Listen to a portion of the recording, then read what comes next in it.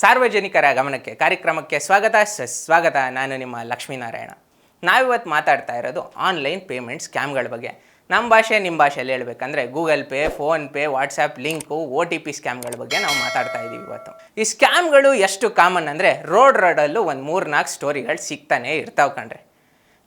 ನಿಮ್ಮನ್ನ ಬಿಟ್ಟಾಕಿ ಯಾರೋ ಪೊಲೀಸರಿಗೆ ಸ್ಕ್ಯಾಮ್ ಮಾಡಿಬಿಟ್ಟವ್ರೆ ಕಣ್ರಿ.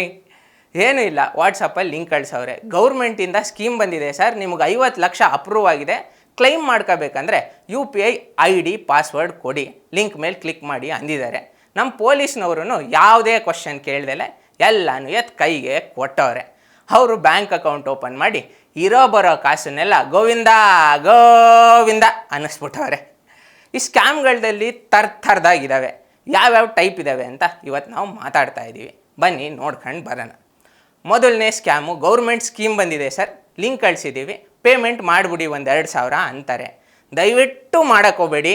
ಯಾವುದೇ ಸ್ಕ್ಯಾನರ್ ಆಗಲಿ ಲಿಂಕ್ ಆಗಲಿ ಸುಮ್ಮನೆ ಕ್ಲಿಕ್ ಮಾಡೋಕ್ಕೆ ಹೋಗಬೇಡಿ. ಎರಡನೇದು, ನಾವು ಯೂತು ಒಂಚೂರು ಕೆಲಸ ಸಿಗೋದು ಕಮ್ಮಿ, ಜಾಬಿಗೆ ಅಪ್ಲೈ ಮಾಡಿರ್ತೀವಿ. ಲಿಂಕ್ ಕಳಿಸ್ಬಿಟ್ಟು ಸರ್ 2,000 ರೂಪಾಯಿ ಪ್ರೋಸೆಸಿಂಗ್ ಫೀಸ್ ಇದೆ, ಕಳಿಸ್ಕೊಡಿ, ಅದಾದಮೇಲೆ ನಿಮಗೆ ಜಾಬ್ ಸಿಗೋದು ಗ್ಯಾರಂಟಿ ಅಂತ ಅಂತಾರೆ. ಅಡ್ರೆಸ್ಸು ಕಳಿಸ್ಕೊಡ್ತಾರೆ ಬೇಕಂದರೆ ನಿಮಗೆ ವಾಟ್ಸಪ್ಪಲ್ಲಿ. ಆದರೆ ನೀವೇನಾದರೂ ಅಡ್ರೆಸ್ಸಿಗೆ ಹೋದರೆ ಯಾರೂ ಇರಲ್ಲ, ದೆವ್ಗಳು ನೋಡ್ಕೊಂಡು ಬರ್ಬೇಕು ಅಷ್ಟೇ.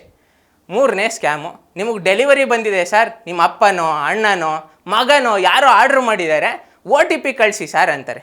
ದಯವಿಟ್ಟು ಕಳ್ಸೋಕೆ ಹೋಗಬೇಡಿ. ಏನಕ್ಕಂದರೆ ಅದು ನಿಮ್ಮ ಬ್ಯಾಂಕಿಂದ ಬರೋ OTP, ನಿಮ್ಮ ಬ್ಯಾಂಕನ್ನೆಲ್ಲ ಖಾಲಿ ಮಾಡಿ ಕೂರಿಸ್ತಾರೆ. ಅದಕ್ಕೆ ಬೆಸ್ಟು ಯಾವುದೇ ಲಿಂಕ್ ಆಗಲಿ ಯಾವುದೇ ಸ್ಕ್ಯಾನರ್ ಆಗಲಿ ಯಾವುದನ್ನು ಟಚ್ ಮಾಡೋಕ್ಕೆ ಹೋಗಬೇಡಿ ಸರ್. ನಾಲ್ಕನೇ ಸ್ಕ್ಯಾಮ್, OLXಲ್ಲಿ ನೀವೇನಾದರೂ ಸೇಲ್ ಮಾಡಬೇಕು ಅಂತ ನಿಮ್ಮ ID ಪಾಸ್ವರ್ಡು, ನಿಮ್ಮ ಮೊಬೈಲ್ ನಂಬರು, ಜಿಮೇಲು ಎಲ್ಲ ಕೊಟ್ಬಿಟ್ಟು ರಿಜಿಸ್ಟರ್ ಮಾಡ್ಕೊಂಡಿರ್ತೀರ. ಅವರು ಮೊಬೈಲ್ ನಂಬರ್ ತಗೊಂಡು ಫೋನ್ ಮಾಡ್ತಾರೆ, ಸರ್ ಹಿಂಗೆ ನಿಮ್ಮ ಐಟಮ್ ತಗೊಳ್ಳೋದ್ರಲ್ಲಿ ಇಂಟ್ರೆಸ್ಟೆಡ್ ಇದ್ದೀವಿ, ಕಾಸು ಕಳಿಸ್ಕೊಡ್ತೀವಿ ಸರ್, ಒಂದು ಲಿಂಕ್ ಕಳಿಸಿದ್ದೀವಿ, ಅದ್ರ ಮೇಲೆ ಕ್ಲಿಕ್ ಮಾಡಿ ಕಾಸು ಬರುತ್ತೆ ಅಂತಾರೆ. ಯಾವತ್ತೇ ಆಗಲಿ ನೆನಪಿರಲಿ, ನಾವೇನಾದರೂ UPI ID ಪಾಸ್ವರ್ಡ್ ಹೊಡೆದ್ರೆ ಕಾಸು ಕಳ್ಸೋಕ್ಕೆ ಮಾತ್ರ ಮಾಡೋದು, ಅದನ್ನು ತಗೊಳಕ್ಕೆ ಅಲ್ಲ.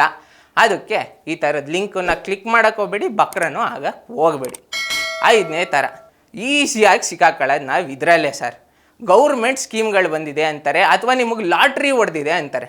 ಲಾಟ್ರಿ ಅಂದಿದ ತಕ್ಷಣ ನಿಮಗೆ ನೆನಪಿರಲಿ, ಯಾವುದೇ ಥರ ಲಾಟ್ರಿ ಈಸಿಯಾಗಿ ಹೊಡೆಯಲ್ಲ ಸರ್. ನಮ್ಮ ಇನ್ಫಾರ್ಮೇಷನ್ ಹೇಗೆ ತಗೋತಾರೆ ಇವರು ಅಂತ ಪ್ರಶ್ನೆಗಳಿರ್ತವೆ.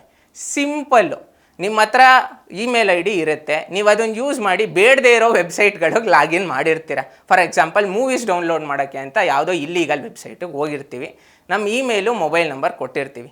ಆ ಇನ್ಫಾರ್ಮೇಷನನ್ನು ಅವ್ರು ತಗೊಂಡೇ ಕಾಲ್ ಮಾಡೋದು. ನೆಕ್ಸ್ಟು ದೊಡ್ಡ ಡೇಟಾ ಅಂದರೆ ನೀವು ಇಂಟರ್ನೆಟ್ ಸರ್ಫ್ ಮಾಡ್ತಿರಲ್ಲ, ಗೂಗಲ್ಲು ಫೇಸ್ಬುಕ್ಕು ಎಲ್ಲ ಯೂಸ್ ಮಾಡ್ತಿರಲ್ಲ, ಅದರಲ್ಲಿ ಅವ್ರುಗಳು ನಿಮ್ಮ ಡೇಟಾನೆಲ್ಲ ಮಾರ್ತಾರೆ. ಇವ್ರಿಗೆ ಒಂದು 5,000 ರೂಪಾಯಿ 10,000 ರೂಪಾಯಿಗೆ ಆರಾಮಾಗಿ ಚೀಪಾಗಿ ಮಾರ್ತಾರೆ. ಅದನ್ನು ಇವ್ರು ಪರ್ಚೇಸ್ ಮಾಡಿ ನಿಮ್ಮನ್ನು ಬಕ್ರ ಮಾಡೋಕ್ಕೆ ಯೂಸ್ ಮಾಡ್ಕೊತಾರೆ. ಮೂರನೇದು, ಜೆರಾಕ್ಸ್ ಅಂಗಡಿಲಿ ನಾವು ಜೆರಾಕ್ಸ್ ಮಾಡಿಸ್ತೀವಿ, ಪ್ಯಾನ್ ಕಾರ್ಡು ಆಧಾರ್ ಕಾರ್ಡ್ ಎಲ್ಲ, ಅದೆಲ್ಲ ಬೇಕಾಗಿರೋ ಅಷ್ಟು ಕಾಪಿ ಮಾತ್ರ ಜೆರಾಕ್ಸ್ ತೆಗ್ದವ್ರ ಅಂತ ಕರೆಕ್ಟಾಗಿ ನೋಡ್ಕೋಬೇಕು. ಇಲ್ಲ ಅಂದರೆ ಎಕ್ಸ್ಟ್ರಾ ಕಾಪೀಸ್ ತಗೊಂಡಿರ್ತಾರೆ, ಸಿಕ್ಪಕ್ಕಂಗೆಲ್ಲ ಯೂಸ್ ಮಾಡ್ಕೊತಾರೆ. ನಾಲ್ಕನೇ ಮೆಥಡ್ಡು, ನಾವೇ ಆಗಿ ಇನ್ಫಾರ್ಮೇಷನ್ ಕೊಡ್ತೀವಿ. ಹೇಗೆ ಗೊತ್ತಾ, ಅವ್ರು ಫೋನ್ ಮಾಡಿ ಕೇಳ್ತಾರೆ, ಸರ್ ತಮ್ಮ ಹೆಸರೇನು ಸರ್, ನಿಮ್ಮ ಅಡ್ರೆಸ್ ಏನು ಸರ್ ನಿಮ್ಮ ಮಗನ ಹೆಸರು ಏನು ಸರ್ ಅಂತ ಎಲ್ಲ ಕೇಳ್ತಾರೆ. ಇದೆಲ್ಲ ಇನ್ಫಾರ್ಮೇಷನ್ನು ನಿಮ್ಮ ಹತ್ರ ತಗತ್ತಾವ್ರೆ. ಫಸ್ಟು ಕೇಳಬೇಕಾಗಿರೋದೆ ನೀವು ಯಾರು ಸರ್, ಎಲ್ಲಿಂದ ಫೋನ್ ಮಾಡ್ತಾ ಇರೋದು ಸರ್ ಅಂತ. ನಮ್ಮ ಜನನೋ ಅದನ್ನು ಯಾವತ್ತೂ ಕೇಳಿರೋದು ನಾನು ನೋಡೇ ಇಲ್ಲ.